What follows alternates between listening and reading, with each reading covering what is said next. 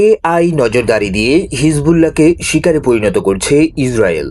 লেবাননে হিজবুল্লাহ সদস্যদের শনাক্ত ও টার্গেট করতে অত্যাধুনিক এআই চালিত নজরদারি ও টার্গেটিং সিস্টেম ব্যবহার করছে ইসরায়েল, এমনটাই জানিয়েছে বিভিন্ন আন্তর্জাতিক সূত্র। এই প্রযুক্তি স্মার্টফোনের লোকেশন, ড্রোন ফুটেজ, ট্রাফিক ও সিসিটিভি ক্যামেরা, ওয়াইফাই সিগন্যাল এবং সামাজিক যোগাযোগ মাধ্যমের তথ্য একত্রিত করে কয়েক সেকেন্ডের মধ্যেই বিশ্লেষণ করতে পারে। প্রতিবেদনে বলা হয়, মার্কিন প্রযুক্তি প্রতিষ্ঠান পালান্টির টেকনোলজিস এর মেভেন প্ল্যাটফর্ম ভিত্তিক এই সিস্টেম বিশাল তথ্য ভাণ্ডার বিশ্লেষণ করে হিজবুল্লাহর নেটওয়ার্ক ম্যাপ তৈরি করেছে এবং সম্ভাব্য লক্ষ্যবস্তু শনাক্ত করছে। আগে যেখানে গোয়েন্দা বিশ্লেষকদের হাতে একই কাজ করতে কয়েক সপ্তাহ সময় লাগত, সেখানে এখন এআই কয়েক মুহূর্তেই সিদ্ধান্ত নেয়ার সক্ষমতা দিচ্ছে বলে দাবি করা হচ্ছে।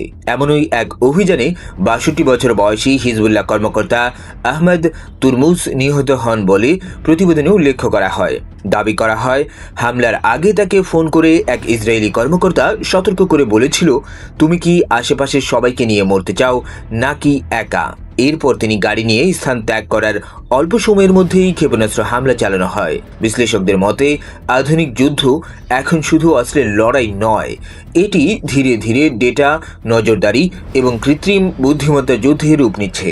আর মধ্যপ্রাচ্যে সেই বাস্তবতার সবচেয়ে ভয়ঙ্কর পরীক্ষাগার হয়ে উঠছে লেবানন ও গাজা।